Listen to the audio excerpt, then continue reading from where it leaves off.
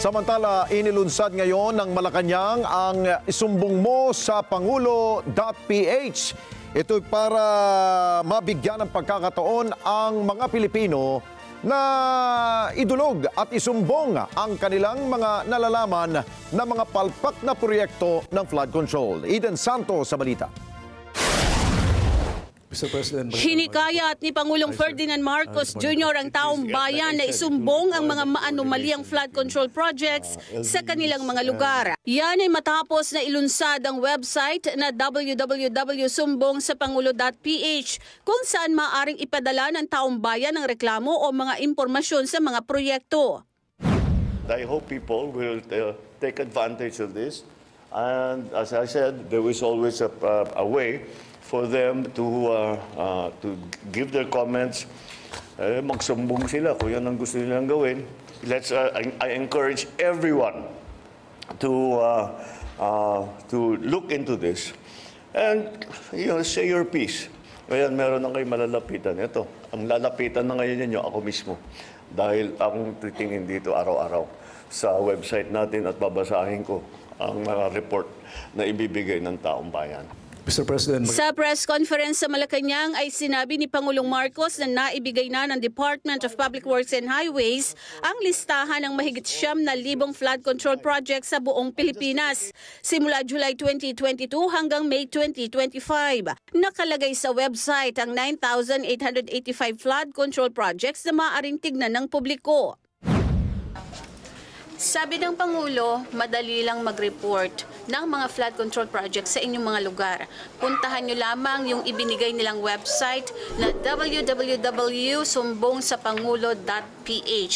At para alamin natin kung totoo ngang madali at mabilis lamang ang pagre-report doon sa mga makikita ninyong medyo questionable o kaya naman ay sa tingin ninyo ay palpak yung flood control projects o baka naman tapos na, kumpleto na, nasimulan na yung proyekto, pwede kayong mag-report dito sa nasabing website. Try natin kung gaano ba kabilis na makikita yung mga proyektong ito.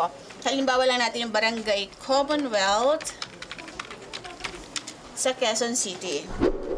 May lumabas dito na 2, construction of flood control structure at Barangay Commonwealth, Quezon City, at saka yung isa pa, construction of flood control structures sa nasabi ring barangay.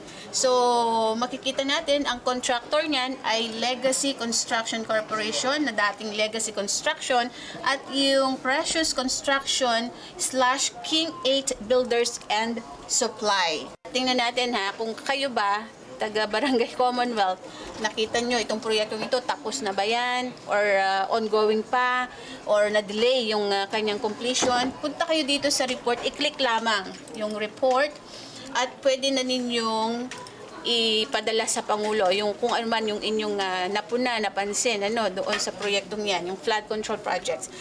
Yan ay direktang matatanggap ng Pangulo, sabi niya, siya mismo ang sasagot sa inyong mga reklamo o mga sumbong kaugnay ng mga flood control projects dito sa ating bansa. Idiniin ng Pangulo na mahalaga ang kontribusyon ng taong bayan dahil sila mismo ang buhay na saksi sa mga flood control projects sa kanilang mga lugar. Hinimok din ng Pangulo na mag-upload din ng video o larawan ng proyekto ang mga mamamayan. Meron kaming yung mga malalaking analysis, yung satellite nga, pati yung mga report. Pero iba na rin yung nakikita mo, sasabihin mo dito nasira, dito pumasok yung tubig. Nung bumigay ito, wala na, binaha na kami lahat. So that's why we are encouraging to go, we are asking people to help us and to help themselves. Dahil kung maayos natin ito, hindi na sila babahin, or at least not as badly as they are now. Madali ang mag-report, pero ang tanong, poprotektahan ba ng Pangulo ang mga mamamayan na magsusumbong ukol sa mga maanomaliyang flood control projects, lalo na kung maimpluwensya ang mga taong sangkot sa mga proyekto? Eden Santos para sa Mata ng Agila. Matatag, matapang, matapat.